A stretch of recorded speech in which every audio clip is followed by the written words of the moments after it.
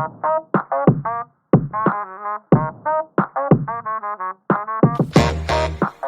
I'm Cas. I'm Faith.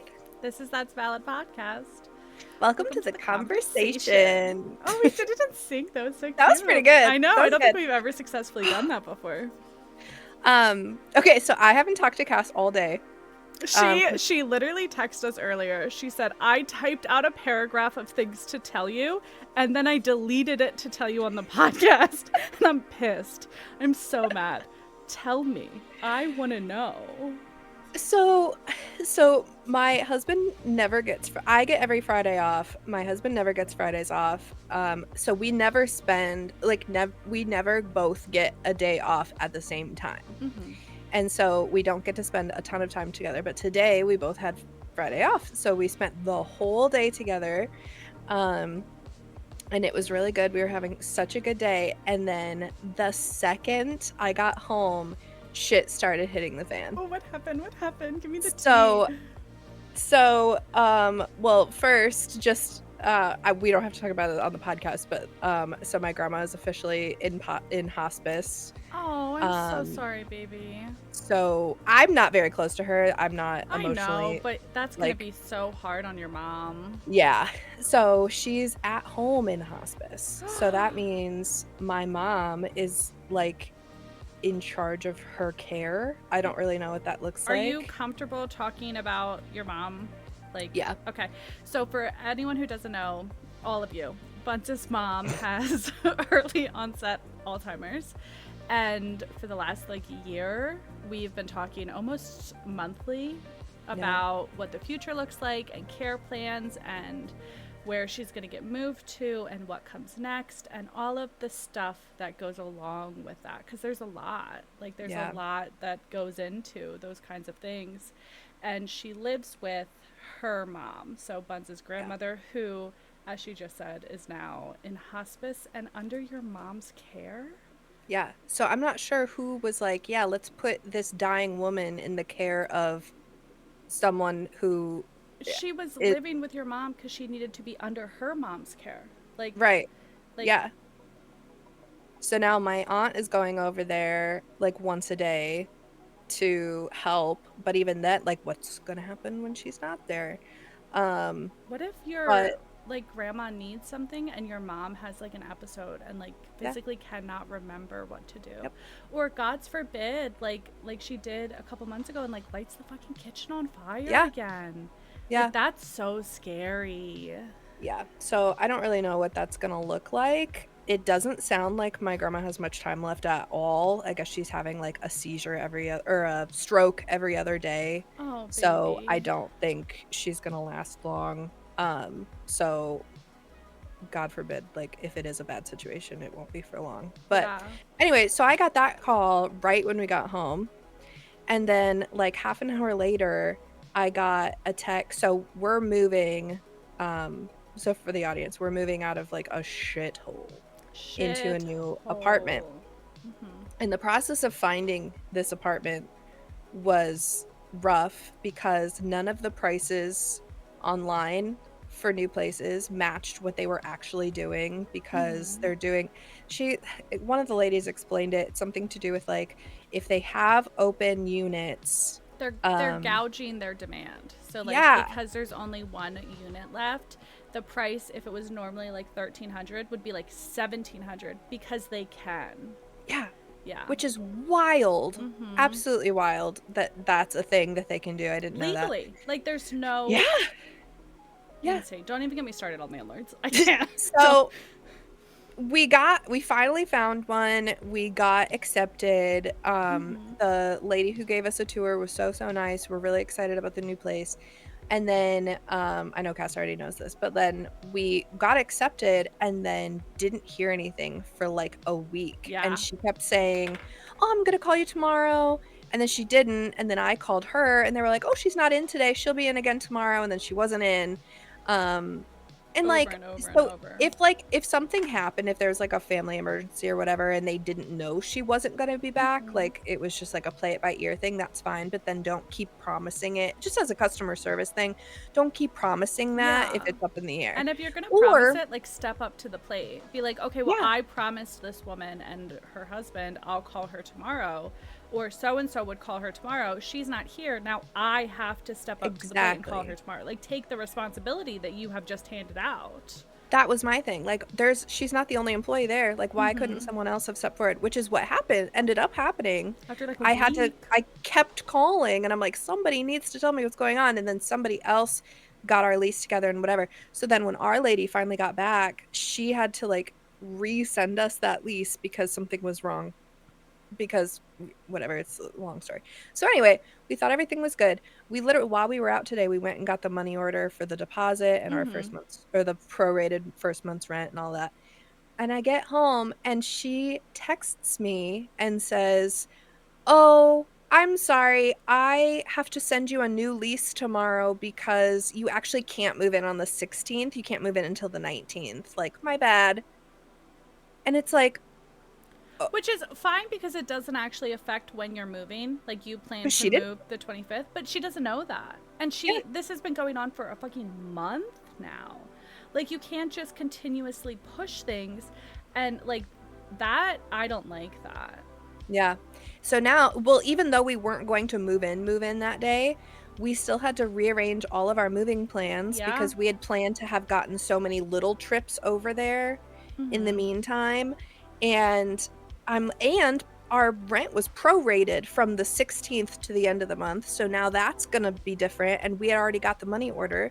So now they're going to have to give us a credit on October's rent on the difference. And I'm like, what is like, you have one job. You have one job to get people in new homes. Yeah. Like, there's 6 of them. Even if it's out of your hand, like, even if the couple is like, oh, I can't move out till the 19th now. Like, it's already empty. It's already empty. So what is their fucking issue? I'm sure it has something to do with, like, cleaning or painting or something like that. Why isn't that getting done now? They yeah, have I don't 2 months. Like, you toured the apartment that you were going to get 2 weeks ago. Yeah. That's 2 months until the 16th. Like, I don't understand. I really don't. And I'm so, and I know, and like, Voodoo was trying to talk me down and was like, we just need to move in and then we don't have to deal with this woman anymore. Like, and you had said that to me too. So but like, inconvenient. Yeah. And of course, like, the neurodivergent in me is like, my plans are ruined. Now I'm spiraling. And like, so when I get really stressed, I break out in hives on my face and neck. And like, right before we were filming, I washed my face and like, all of these bumps up here are new hives because I'm see just... them at all. Your lighting is immaculate. You look like a little baby bottom. You look great. I hate you every single time we film because your lighting is so good and you're so pretty and you just like look so good on camera. And I want you to know, for at least like 30 seconds every time we get on camera, I wonder if I could get away with murdering you. And then I immediately think, you'd be so lonely. And I'm like, I'd be so lonely. I can't kill her because I would be lonely. That's, you know what, if that's the reason, that's fine. Which is so funny because I could get Harvey if I killed you, okay? There were a lot of pros, okay? Yeah, so really hang on to that loneliness. Unfortunately. You would unfortunately be missed. Sad. Which is so funny because I was just like crying to Voodoo the other night. Like, as I'm falling asleep, I was like, I don't know why you're still married to me, because I'm just an ugly loser. And he was like, what is wrong with you? You're not. And I was like, yeah, I am. And I was like listing all these things, and he was like, just go to bed. Like, what is... He's like, are you sleep deprived? Are you hallucinating? Like, you're not talking about this reality. So yeah, that was my day today. I also had a meltdown, a little ADHD perfectionist meltdown this week, because and Buns knows this, Faith knows this, I have been insane about trying to curate our content recently, and like very much in my perfectionist girl era, right? Like I have, and I just noticed this week when I started like tearing into myself, but I have these things that I do where I'm like, okay, this has to look like this and this has to look like this, and if you do this like this is going to be this, and blah blah blah, and I get everything in a little row, and I do it to the point where there are no flaws. Like I just go and go and go and go and go until it is exactly perfect, and like you can't see anything wrong with it. And I talked about a couple weeks ago like how I never understand why I go from having so much energy to I can't do anything. And I'm literally, our podcast hasn't gone out in like a week and a half because I had one of those episodes. I was just like, I cannot be on camera, I cannot talk, I cannot exist, I don't want to be perceived, I have no thoughts, all I want to do is wallow. And I was sitting there thinking about it the one night, and I do this a lot where like my brain just like goes and goes and goes and goes in the middle of the night because I can't sleep when I'm having like these burnout episodes. And I started thinking about it, and I'm always trying, I have a little note here I'm reading. It says, I'm always trying to find the best way to be or do this or post on Instagram or like do a Twitch stream or like when I write stuff or when we make stuff. Like I'm so heavy on the perfectionism that like I give and I give and I give and I give and I give, and I'm like, everything must be perceived exactly how I want it to be perceived, and it must be presented the way I want it to be presented. And I just take so much energy into this perfectionist mindset that I need my schedule, I need this to go out when I want it to go out, I need this to look like this when it goes out, I need these words to be perceived like this when they go out, and then I just flatline. And it just happens over and over and over again. And I started thinking about this, and then I started like looking into it and like Googling stuff about this and watching like TikToks about it, and I was just like, this is such a thing. Like that ADHD people like strongly, and I'm not saying that other people don't go through it, but like that is very prevalent in the ADHD community, is that like we have this idea of how everything needs to go, and if it doesn't go that way, we spiral, and we force ourselves to be what we have envisioned, to the point that we like literally are killing ourselves to be that, or to have something done by that, or to do it this way, or to do it that way, or to be perceived this way. And it's fucking killing me. And like now that I've acknowledged it, I'm trying really hard not to do it. Like we had just talked before we started filming about like our new concepts and plans going forward for social media, because I was like, I can't do this anymore. Like I can't keep forcing myself to do this and be at the top of my game 24/7, because that's just so unrealistic. And I have to be able to have those like lulls and not beat myself up about it. Because like I literally was like apologizing to you. I was like, I'm so sorry that I haven't done the Instagram stuff, and I'm so sorry I'm behind. And you're like, it's fine. And I'm like, it's not fine. It's not fine. It is. It's completely fine. Yeah. I'm yelling at my children. I'm so sorry.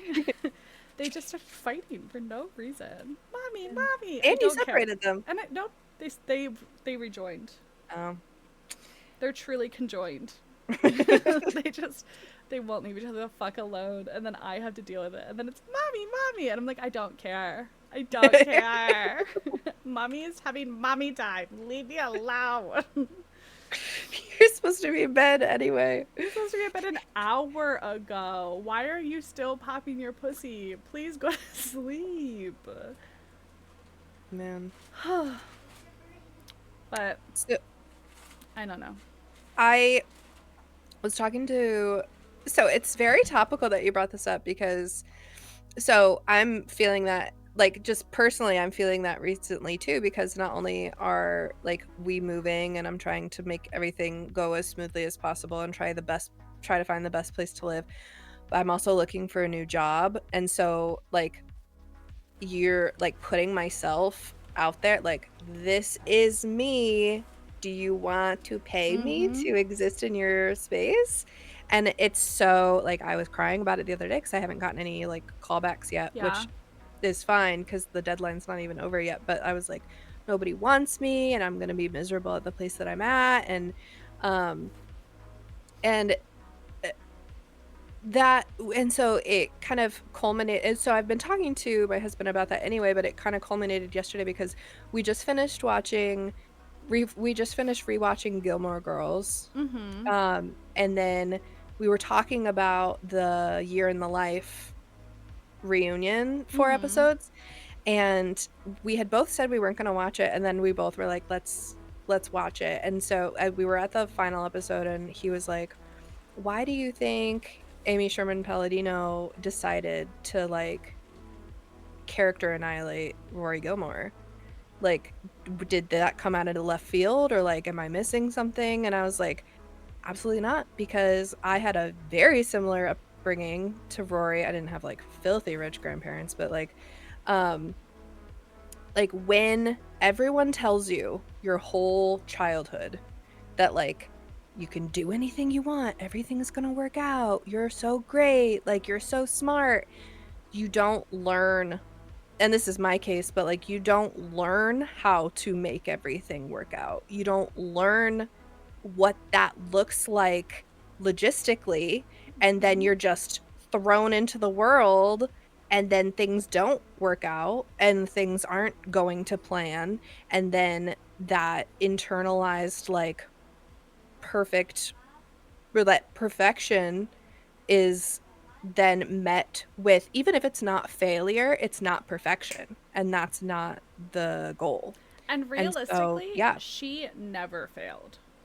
And No. like she always had someone that she could fall back on.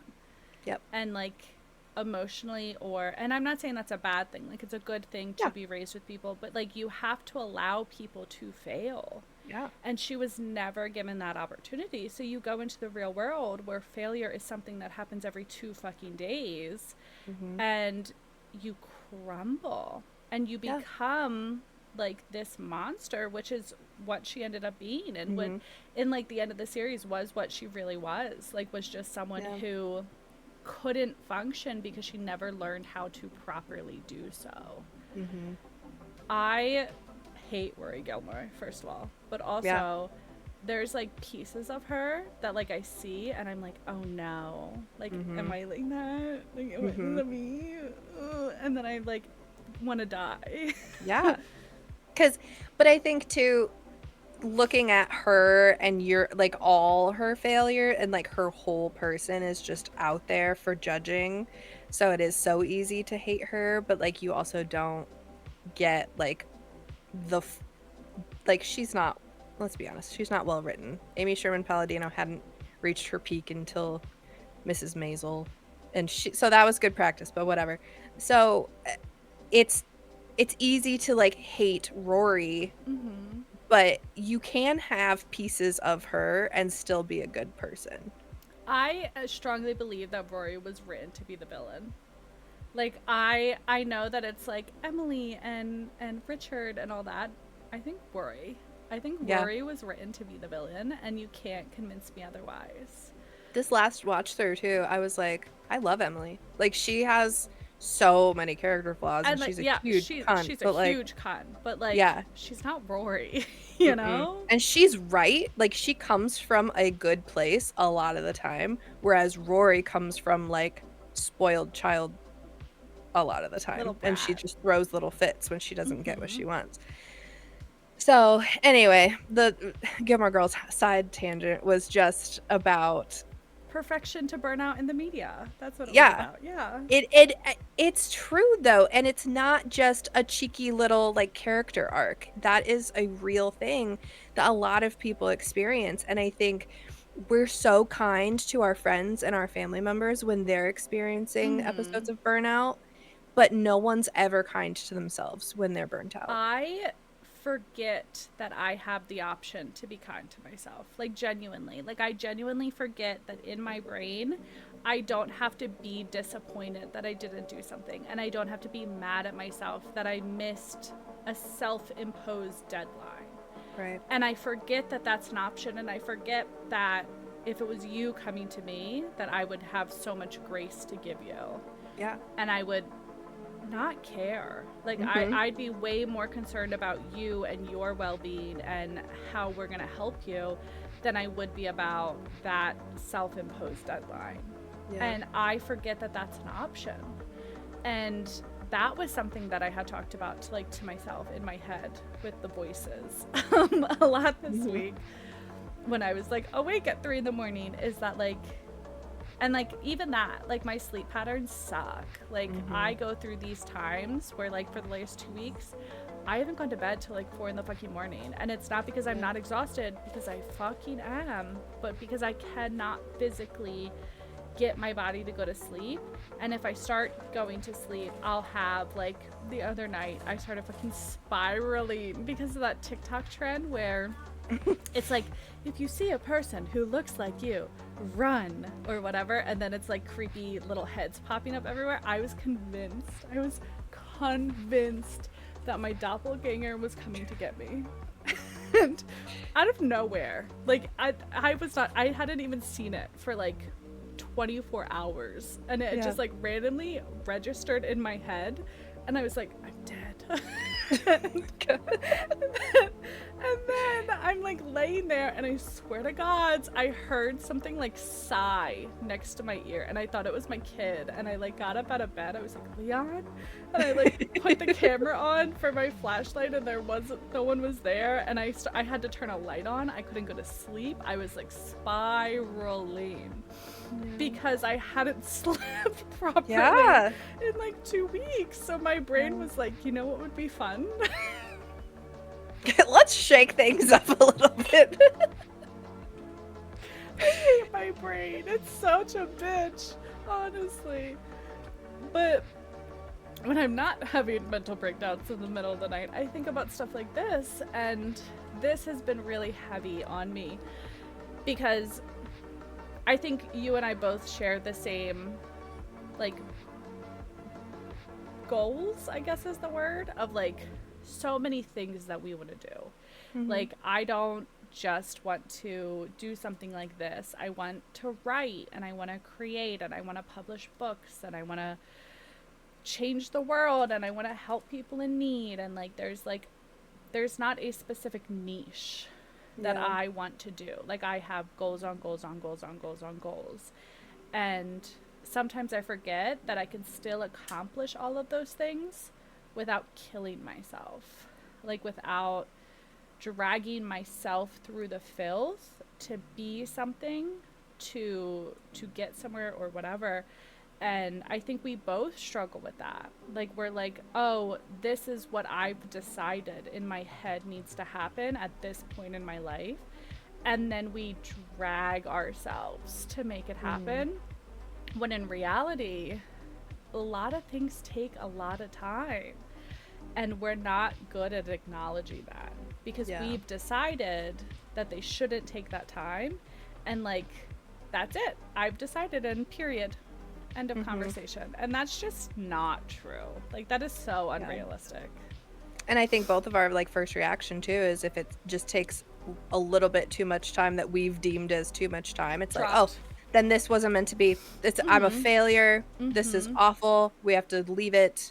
I have to let go. I can't. I literally was thinking this week, I was like, should we stop? Like, should we quit the podcast? Should we like close down? That's valid. Like, I've been burnt out. Buns is burnt out. Like, we're not growing the way I want to grow. Like, blah, blah, blah. Like, okay, we're done. And then I was like, why?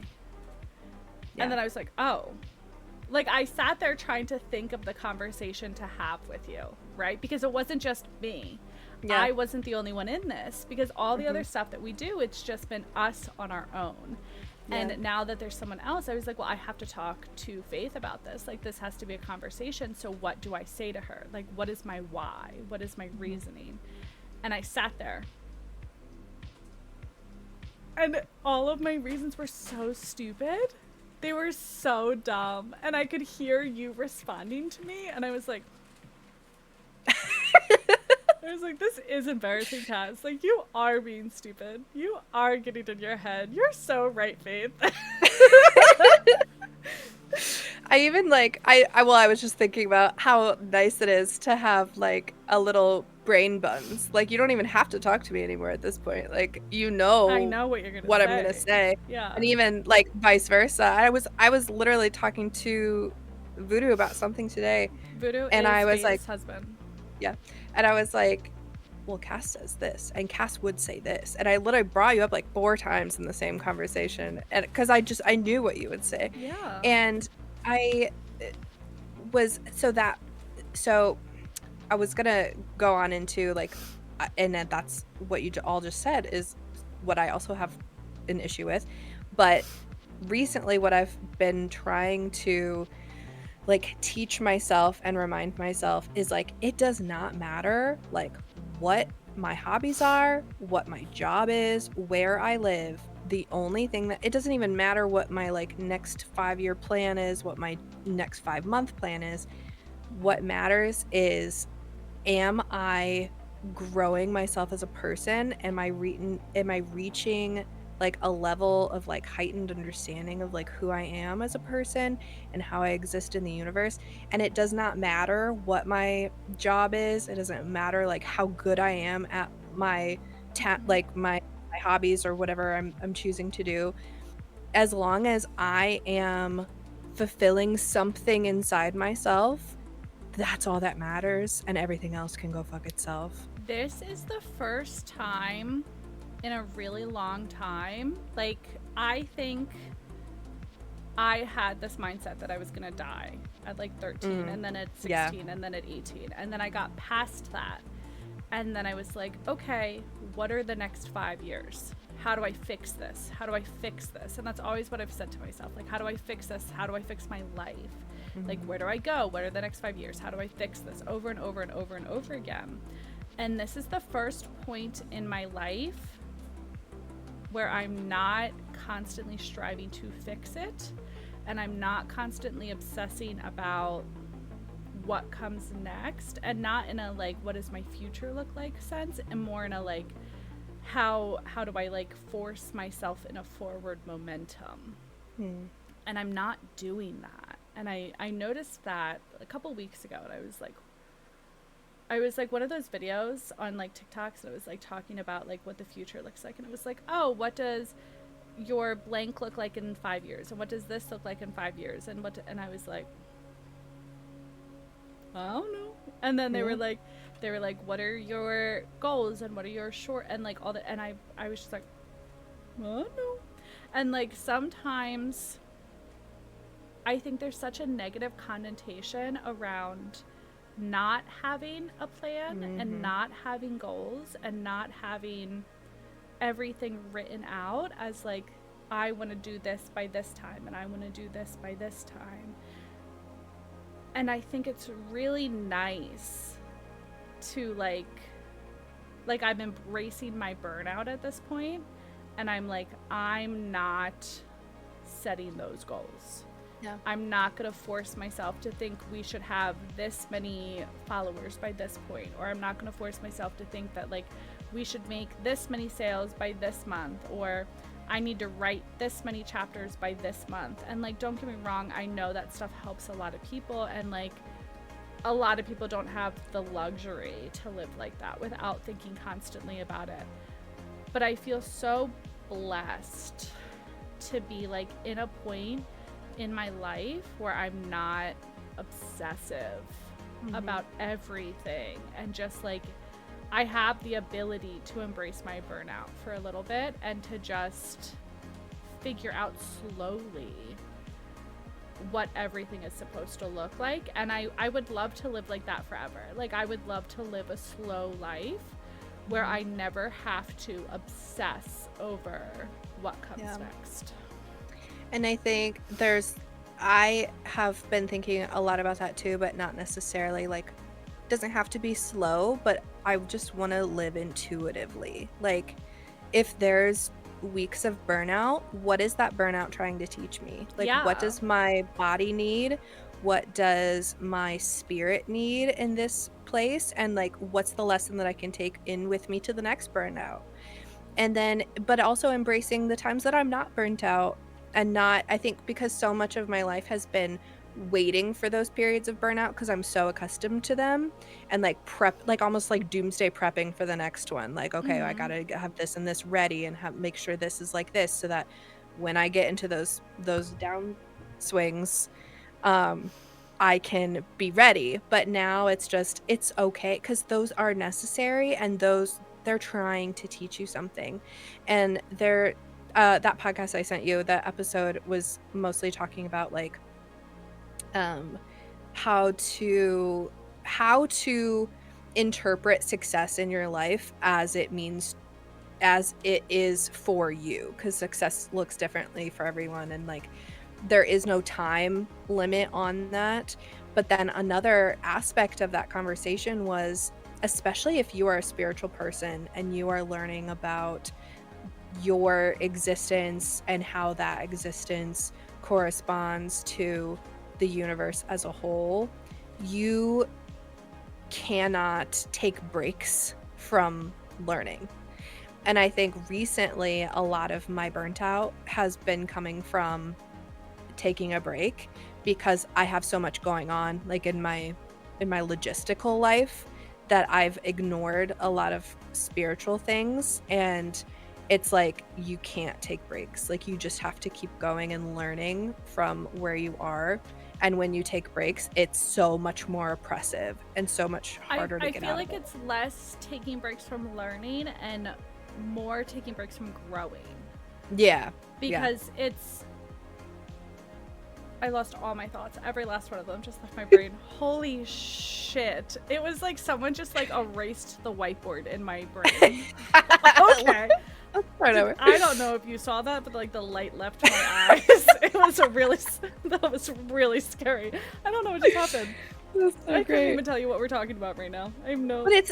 But that's a good point. It doesn't have to be learning. It doesn't even have to be like growing. It just has to be observing and listening. Like I cannot close my eyes to what I don't have time for so that I can worry about other things. Like you have to keep like an ear out. You have to like even just notice the little things, because man, if I had been taking care of myself and like meditating, or you'd like journaling or doing anything, I think I would be a lot better than I am right now. That's for sure. We were also raised, I remember my whiteboard got unerased. I think we were also raised to be people who didn't rest.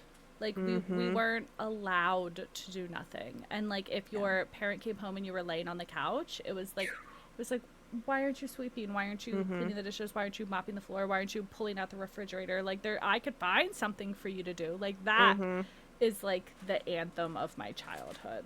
Yeah. And I feel like we put such a negative connotation on like burnout, but like burnout isn't always burnout. Like burnout sometimes is that you just need to allow yourself to rest, and you don't. And if you're laying there and you're constantly thinking about everything that you need to be doing and stressing and panicking and tense and upset, you're not resting. And then you're forcing yourself to stop doing that and to start moving forward again. And then your body's like, I'm still tired. And your soul is like, I still need to rest. And you haven't allowed yourself to. Like you've just forced yourself to keep moving again. And putting yourself back into the limits that your body and your mind and your soul just said, hey, can we not? Yeah. And you're just ignoring it.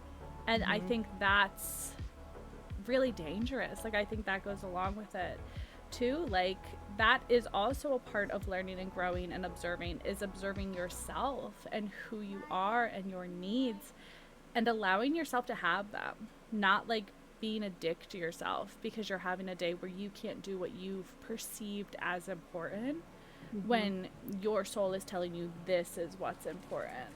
Yeah. Like, we're told all the time, you can't leave candles burning for hours and hours and hours. Like, you have to let it rest and blow it out and then come back. And I think that energy is the same. Like, you cannot go 100% for days and days and days. Imagine if you never turned your computer off. Go to bed. I'm so sorry. My kid is just not sleeping. Yeah. That's okay. You know, it's just real. It's unedited because it's just life, you know? Well, it but is like, life. imagine if your computer just ran and ran and ran and ran. A computer that was built to last 10 years is now going to have like a 2-year shelf life. Yeah. Because you're literally going to kill it. They're not meant to be on all the time. And then imagine if you left it on all the time and you never dusted it and you never cleaned it and you never did the maintenance that it needs and you ran out of hard drives but you didn't install more. Like, you're setting yourself up for failure. Yeah. Like, why do you think so many cultures have rest built into their daily lives? Daily lives. Yeah. Like, not weekly, not monthly, every single day. Like, in Italy, they shut the country down for multiple hours a day in the middle of the day. Yeah. No hesitation. Meals in Europe pretty much across the board, meals are hours long. And everything stops. Like, if you go to an office during those time periods, good luck. Yeah. We're at lunch. I don't know what, I had a lunch meeting. It's on my calendar. It is scheduled for this time. And I think that's a luxury that, like, America really doesn't get to understand that, like, the upper classes do. Because you know that those CEOs and upper end lawyers and all those people in the fancy buildings are scheduling lunch time for like, oh, I have a lunch meeting. And then they're going across town for 4 fucking hours to sip on their wine and have good food and shoot the shit with their friend. And then they're working for like 10 minutes and then they're coming back. Like, I know that you're not sitting there for 4 hours talking business over your fucking steak. Like, I'm not stupid. And it's like, they have the luxury to do that. They schedule that rest into their life. And so many people can't. Yeah. And then when we do rest, when we do stop, we're like, oh, well, I can't because this is due and that's due and I have to do this and I have to do that and I have to, and you just force yourself to keep going to the point where, like, you can't function anymore. And I just want to state that I understand all of these ideas of rest come from a very privileged place. And I know that because I also used to be a person who physically could not rest. Yeah. Like, I am a single mother of 2 children. And, like, right now, I'm able to rest.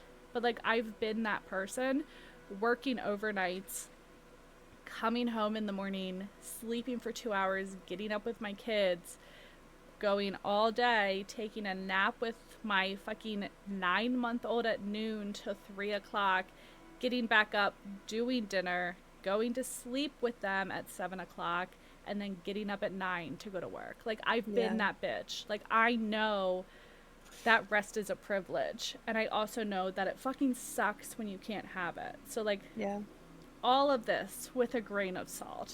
Yeah. Because, like, it's really privileged to be able to rest. It really is. It is. And it's gonna look, rest, I think, is gonna look different for everyone. And just doing what we can. And rest doesn't mean stillness. Yeah. It just means feeding yourself. Yeah. Like, feeding your soul and doing something that doesn't feel like a task or work, or, like, rest could be playing video games for 2 fucking hours with your friends. Rest could be laying in bed and reading that book. It doesn't mean stillness. It just means, like, caring for yourself in the way that you need it to. Yeah. Yeah, absolutely. And unlearning, because I worked fucking 3 jobs to put myself through school. I was school full-time, working full-time. And so, yeah, I totally get what it is to not be able to rest. And unlearning that now that I do have time is really hard. I also am just so envious of who I used to be, Like, there was a point in my life where I had 2 full-time jobs. I had one during the day and one overnight, and I was going to school.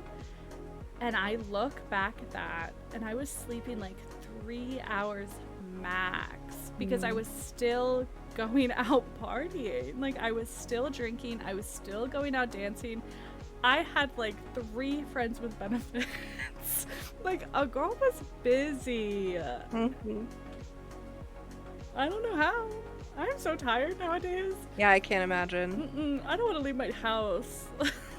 Sometimes I wonder, like, as I get older, I wonder if being old, if that is really like a biological tiredness, or does some of that come with like just your perception of your reality too? And I just want you to know, you can't hear this, but Owen is singing the ABCs.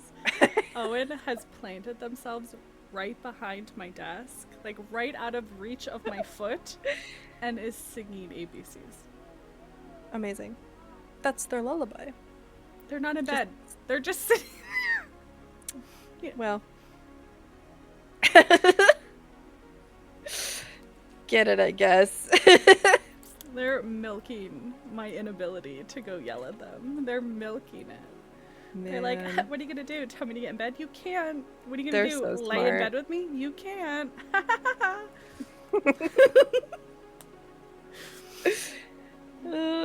So, I think a good segue from that I hate when you say the word segue. Sorry. I hate it so much. Is what are some things that we can do to move into a more positive mindset, a more optimistic outlook? I don't know who you're asking. If I knew, I'd do it. If I was aware of what the next steps were. You're trying something recently, though, journaling. Oh, that's right. So I'm doing... it's like, what are you talking about? I tried. I was doing... well, this is less perfectionist to burnout, and this is more and like an attitude adjustment, right? So like I flip-flop very often between pessimism and optimism. Like, I'm very much, what the fuck is the point of trying? It's gonna fail anyway. I'm sick of this. I'm done with this. Dropped. Because I'm burnt out and it's not going the way I want it to go. And when I'm not, I'm very much the, like, what's the worst thing that could happen, bitch? But tentatively, you know? Like, it's less that nothing could go bad and more like I'm invincible. And I've convinced myself I'm, like, made of steel. Yeah. So what I've started doing is, it's called best case scenario journaling. And every time you're thinking something negatively, right? So my journal's right here, this little guy, and it's always near me. And if I'm sitting here and I'm spiraling and my thought is like, the podcast, right? I can't do this anymore. It's gonna fail, blah, blah, blah, whatever. What is the opposite of that? So what is the best thing that could happen from this? Success, helping people, like changing somebody's life, getting important things that need to be said out there, inspiring people, creating things that are impactful and helpful to other people, saying just the right thing at just the right time to someone, and like saving a life, like informing people of things that they don't know about, just community and helping people and changing stuff, right? Yeah. Like, so what if every single time I thought of something bad, instead I thought of something good? Like, what if I trained, like, it's that same thing that I did where when someone's mean to you, I've trained myself to be like, I'm really hot, cold, and famous, right? Mm-hmm. Like, I am success incarnate. The universe just hasn't caught up with me yet. Like, I'm just waiting for my time to shine, baby, but I am success, right? What if I apply that to everything? Like, what if I'm really stressed out about moving, right? I'm moving. I'm Faith now. And I'm moving, and my landlord just called me and they moved my date 3 days back. And I'm like, why would you do that? What is wrong with you? I'm so overwhelmed. But instead, what if I was like, what are good things that could come from this? Yeah. Well, now I have 3 extra days to pack. And I have 3 extra days to get my shit together. And you know what? What if I don't adjust my schedule at all? And I still have everything done by the 16th. And now I have 3 days of complete rest with no stress whatsoever to just make myself feel ready for this big move that is coming. What if I look into what's happening astrologically on the 19th and I see what I can do with that, and I start planning things for that move in like a spell or a cleansing or a ritual type way? What if I start looking at the things that are good from this?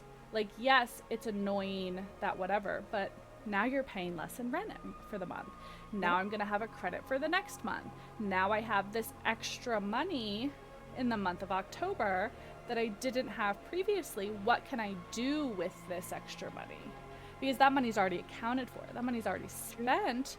So now you have an extra however much. What can I do with that? Like, what is the best case scenario in this situation, instead of what is the worst and what is bad and what could go wrong?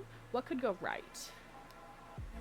It's and true. I've just started this. Like, this is a brand new thing to me, and it's a brand new concept, but it's something I'm trying to do to like combat my need for perfectionism to my burnout.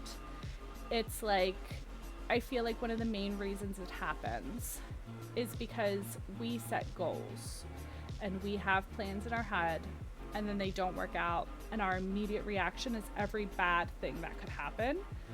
And because of that, we latch onto those bad things.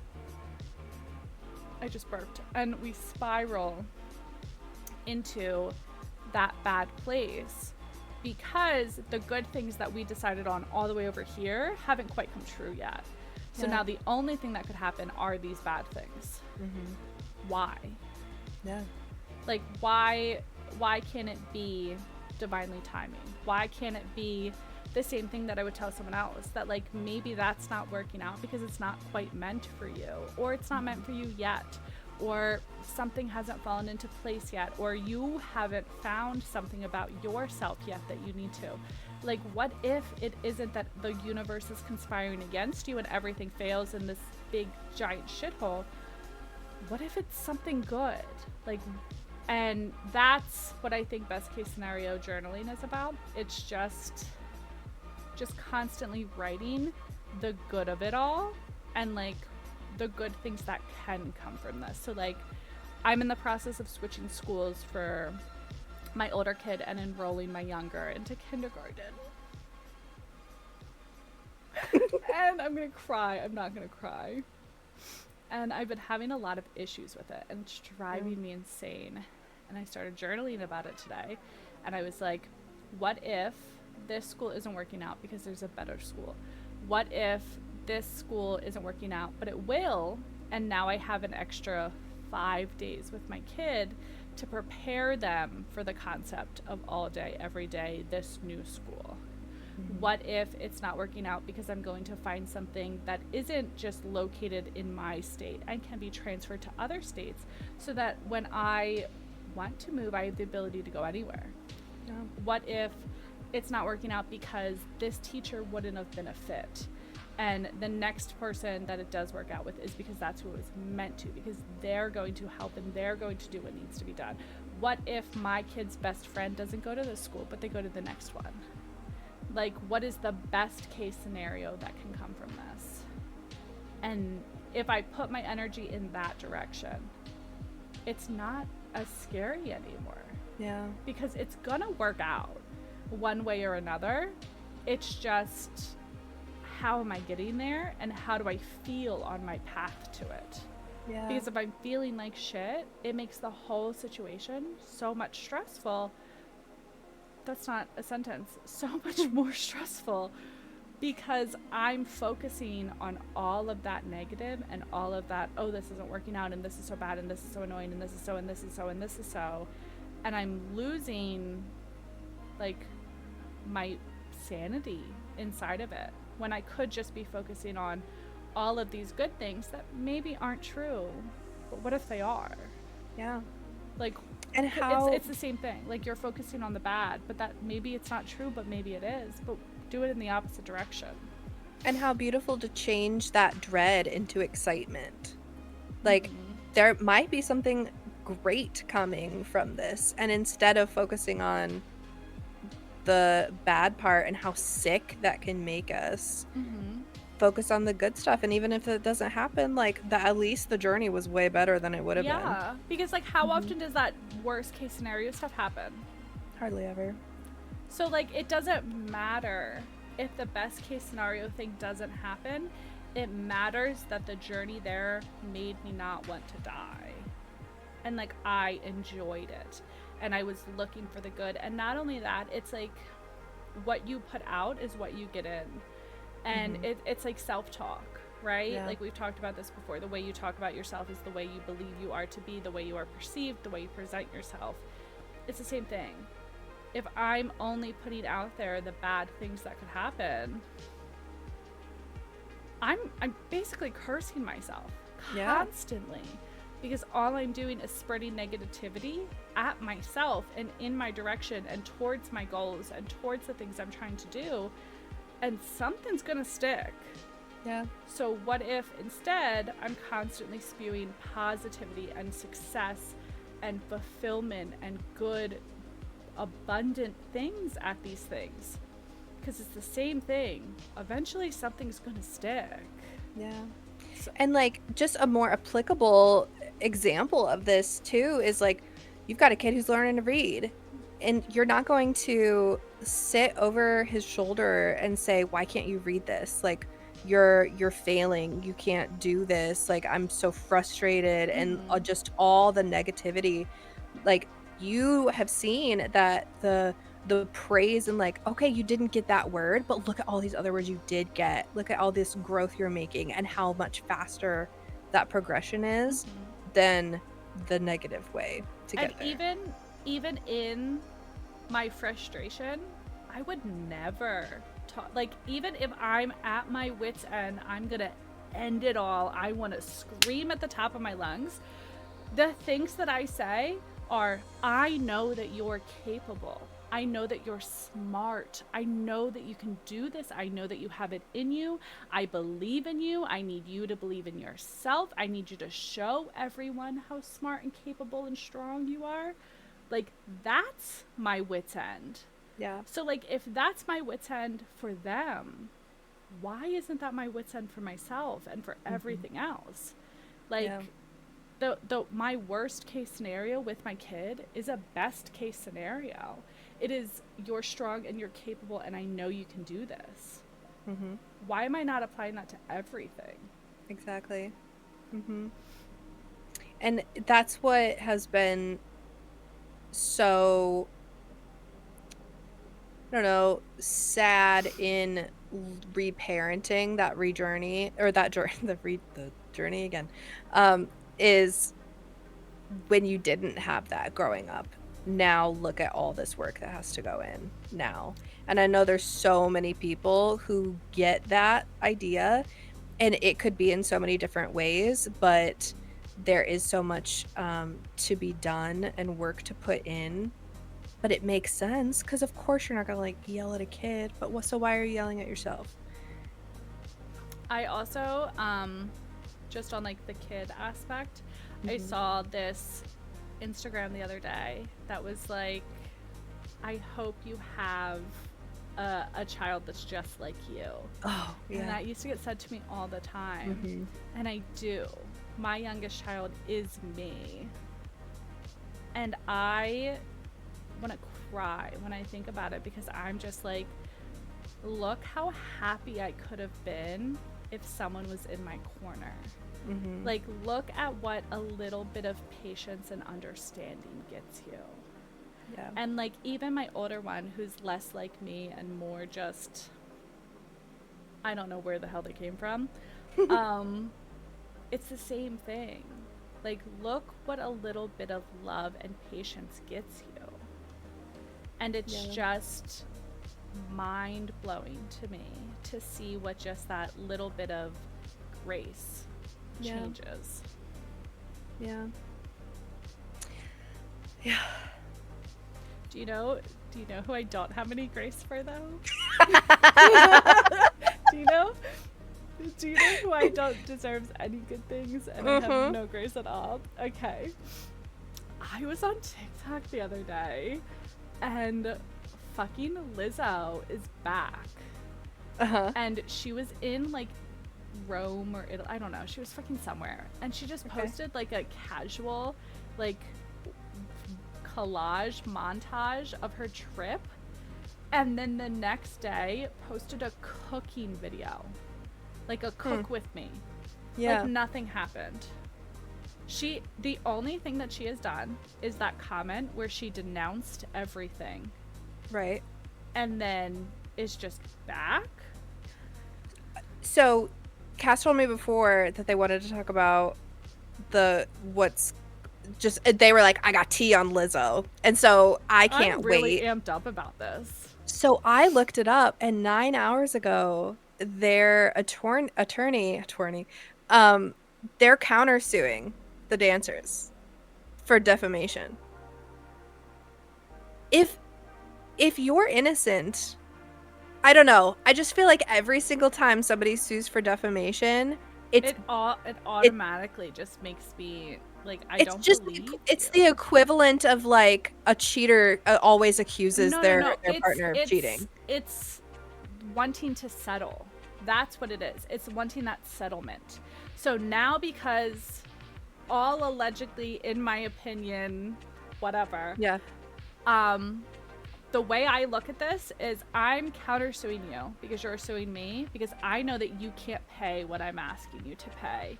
And now the fear of God has been struck into you at the thought that you could lose. And if you lose, at what cost? Right. And now that fear is now something that lives in me, right? Because it's no longer about proving yourself innocent. It's about payback, right? Yeah. And these are people who cannot afford that. That, like, there's no way in hell that they could afford to pay whatever it would be if, God forbid, they lost. But now, because there's two cases, now her lawyer can go to their lawyer with a settlement. And the settlement will be, I'll pay you this much, allegedly. I'll pay you this much money. You'll release a statement that says this. You'll sign an NDA to never talk to about this. We'll seal this off. Blah, blah, blah, whatever. You walk away, and now you don't have to risk losing in court and paying this amount of money, because I'm Lizzo and I have this very public persona of being this great, amazing thing. And I have a very public record of standing up for people and this, that, and the third. And it's like, what are the chances you're going to win, sweetie? That's the energy that it gives. Yeah. Like, I don't think you're innocent because you're countersuing. Exactly. I think that you're manipulating it. Absolutely. Like, why, if someone, so let's say it wasn't true, and if someone said that I had done the things that the dancers are saying that she did, I would be so upset that anyone would say that about me, that I just would want it to die. Like, there's like, no go to court, way on figure earth that out. I would casually be back on my social media if somebody accused me of doing the things that she is getting accused of. Yeah. I would not only have released a much better statement than she did, I would be like in contact with those girls, like this is wrong, this is that, this is whatever. I would get the proof. I would have it all stacked up, and I would take it to court. Like, take me to court. Yeah. I'm going to prove that this is not the case. Yeah. But what I'm not going to do is terrify you into not going to court. Because, yes, I want my day too, but I'm going to wait, okay? I'm going to get this case dropped, and then I'm going to sue you for defamation. Right. Yeah. Because it's not that I'm mad about the defamation suit. Right? If somebody is shit talking you, if somebody is dragging your name, if somebody is whatever, do you, baby. If you get proved innocent, do you. Yeah. Why are you doing it in such a threatening way? Yeah. When already there's so much divide over what happened, and so many people have lost faith in Lizzo. And now if you win, if the case is dropped, you're guilty. There's not a single, allegedly, in my opinion, blah, blah, blah. There's not a single part of my brain that is going to ever look at you and respect you or think that you are not the problem ever again. I am 100% going to think that the only reason you won, or that the only reason that they settled with you, is because you scared them. Like, if this does not go to court and this is settled out, I'm never going to believe you. Yeah. And it's I don't get it. They have a team of lawyers, a team of publicists. That's what makes me think the guilt. That's what makes me think that it's guilty, because you can't convince me that this was ran by the team and this conversation never came up. That not a single person in that room was like, are you worried about the intimidation factor? Are you worried about how that looks to the public, that you're intimidating these people that have come forward? And if Lizzo is as caring and empathetic as she says that she is, why wouldn't she think of that? How much is her defamation suit for? It's not, so they haven't confirmed it yet, but they were like, we're putting it together. It's happening. Okay, so the only way that I would believe that this isn't an intimidation factor, right? Is if Lizzo did what Taylor Swift did all those years ago when she sued that radio host for sexually harassing her for $1.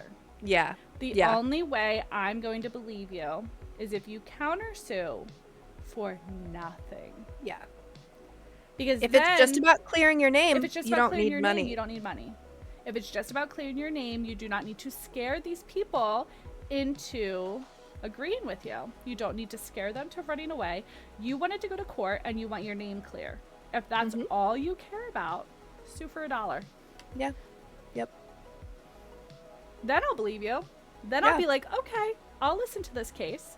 But if that comes out with a fucking number on it, and it's like wages lost and character assassination, I'm not going to believe you. Because I don't care that you've lost wages because of this. Because you're a multi-millionaire. Yeah. And if at the end of the day, you wanted the money, which you're entitled to, but if you wanted the money, you should have waited until they got charged and then you sued after. Right. Yeah, I completely agree. Because I'm not saying that you're not able to get the money. But if you're doing this to clear your name and it's not to intimidate and all this kind of stuff, there was a better way to do this. And that, in conjunction with the fact that she is just acting so unbothered on social media. She put out a soup recipe and left her comments on. And I'm sure they're all about every last one of them. Yeah. And she didn't care. She didn't say a single thing. She did nothing. Was just like, I'm home and I'm making soup and this is my favorite recipe and I've been really craving this soup. And it's like, this is not a good look. And I hate to keep bringing up Taylor Swift, but when there was nothing against her, but when she said all these people just had a problem with the way she was living and existing, so she disappeared from the public eye. And I'm not even saying that that's a requirement. No. But like, to show up and the only thing that you have said about this is a fucking Google Doc screenshot of your notes. Yeah. And that's it? Put some more effort in. There's no video about your character or who you are. I'm not listening to you talk. I'm reading words that your lawyer helped you write. I don't believe you. Yeah. Even that Bentellect guy put more effort into his half-hearted apology video than she has put into this. Even Colleen Ballinger put more effort into her apology video. Wrote a whole song. Okay. Yeah, this is just a lawyer screenshot, allegedly, in my opinion. Right. Like, I don't know. It doesn't sit right with me. It doesn't make sense to me. And I know we're talking about this like it's like tea, because it is. But also like, But then, so I always come back to this, and I don't know that I've ever said it out loud, but like, what is the kind of person, like, what kind of person do you have to be famous? Because,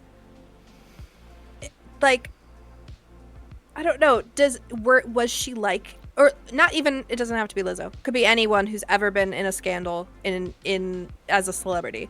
Were they like that before I think they became famous? I think, and we've talked about this before, that I think that a lot of people who are going for fame or striving for notoriety or a following put on a persona. And I believe that with my whole chest, that they become who they know people want them to be. And then you reach a point where you get comfortable. And when you get comfortable, your mask slips. Yeah. And then when your mask slips, all of these things happen behind the scenes, but they happen with people who can see them. And then when that comes out, you have to fall back onto your mask, but now nobody is buying it, and it doesn't sit the way that it once did. Yeah. And I think a lot of people do that. And like, I think we're in an age where I love our camera cuts, because I'm moving my hands so much over here and you can't even see it on our podcast. It's so funny. I love that, like, this generation and the up and coming people are very much real, because they don't give a fuck. Like, they're on the internet not giving a shit about their internet. I just barked. Not giving a shit about their footprint and what's going to be seen in 10 years and they don't care. I don't care. Do you know what I mean? Like, it's really nice. But I think there's still people like that nowadays who still do the mask, who still become something that they aren't, because that's the way they know works. I just would so much rather someone be unapologetically a dick. I am so willing to get behind someone like that than I am for someone who is obviously fake. I'm your best friend. Nobody was doubting your ability to get behind an asshole, babe. Not a single person. I literally, at the start of this podcast, threatened to murder you. And you were just like, yeah. But that's normal. Like, exactly. That's not normal, babe. But yeah, that's genuine. Like, I don't have time. I don't have time to consume media by fake people. I don't have time to have relationships in real life with fake people. Like, I barely know who I am. I can't be internalizing, like, bullshit that's not real from other people. Which is why, and, like, you drag her all the time, but which is why I genuinely like Taylor Swift. Like, she has really good music, and I'm not like a Swiftie to the point where I know literally anything about this girl's life past the drama that I see on TikTok. Right. But what I appreciate about her music is that it's real. that like she doesn't care how you perceive it, and she doesn't care if she has a song about cheating on somebody, and she doesn't care if she has a song about somebody who did her wrong and airs them the fuck out for her own amusement. Yeah. And I relate so hard to that because I'm a bitch. And like, I'm the nicest bitch you'll ever meet, but I'm still a bitch. And like, I'd rather somebody look me in the eyes and say, you look like shit, like, go change your shirt, that looks bad on you, you're being a fucking cunt, don't talk to me like that, who do you think you are popping that attitude? I would so much prefer that than that somebody's like, oh, you look so nice, did you see what they were wearing? I love you so much, Cas is such a fucking bitch, I can't believe they said that to me. Like, just say it to the face. Just balls the fuck up. It's not that hard. Like, what's the worst case scenario? They're not gonna like you? They already don't like you. Yeah. And if you can't read vibes that well, that you don't know that someone's totally fake, then honestly, God, like, good. I'm so happy for those people. I'm not. I feel so bad for those people. Those people no, I'm sure. Yeah. Idiocy. I can't. That's all the tea I have for this week, though. Man, that was good. Thank you. Yeah. I thought so. I don't have much else to talk about. Do you have anything to talk about? No. I think we've met our quota, but I will tell you before we go. This is so embarrassing. Okay, you know how you always see those pictures of like babies and men who've like put their limbs or their head in something and they got stuck, and you're like, why are you so stupid? Like, what were you thinking? Okay. You know? That's a thing. And like, I'm so superior to them in every way. At least I think so. Because every time I see those things, I roast the shit out of them. I'm like, what a fucking idiot. You're so stupid. What were you thinking? And today I became one of them, unfortunately, because so there's a drawer right here that like slides out of my desk, you know? Okay. Like, that's a thing. They have desks that, and it has my keyboard on it, and earlier I kept pushing my keyboard in, and I was doing it with my fingers in the tracks on the side of the drawer. And my finger started fitting inside the other track, and I was like, ooh.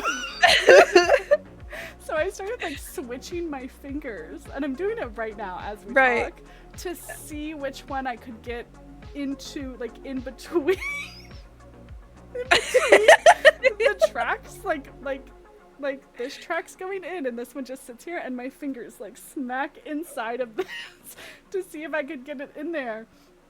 And I could, and I kept doing it, and then I was like, I could fit more fingers in there. That's when it all starts. I could fit more fingers in. I could fit more finger in there, and I started pushing the drawer further than I should have been. Oh no. And I got my fingers stuck in there. And I was like, oh no. I'm just like, and because I was doing it on both sides, both of my hands were stuck. So I couldn't even like pull it out. How did you get it out? I had to get Leon to help me.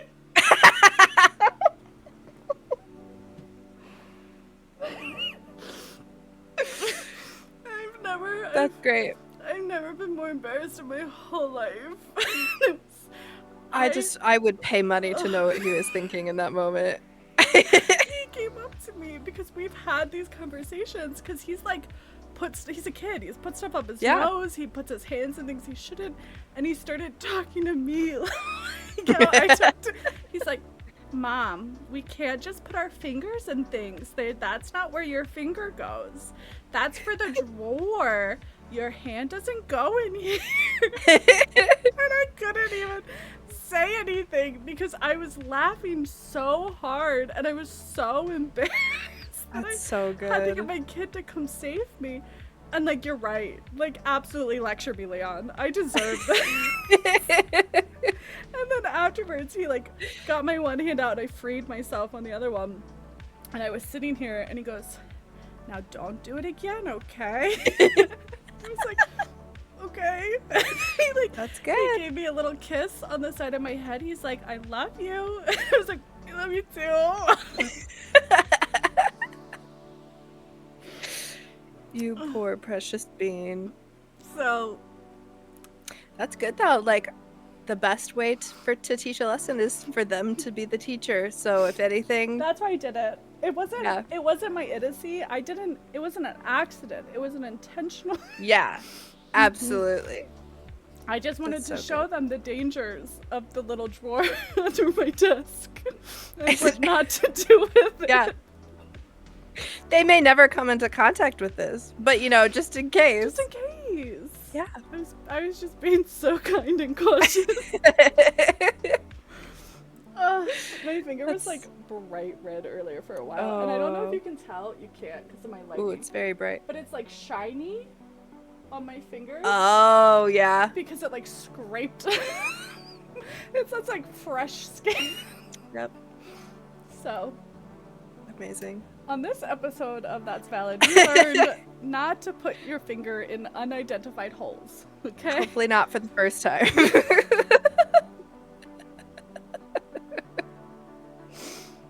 So, yeah. Thanks for hanging out, guys. Thanks, guys. I'm so embarrassed that that's going to be on the internet forever. But it's so real. Yeah. Okay. I'm going to leave now. Bye, guys.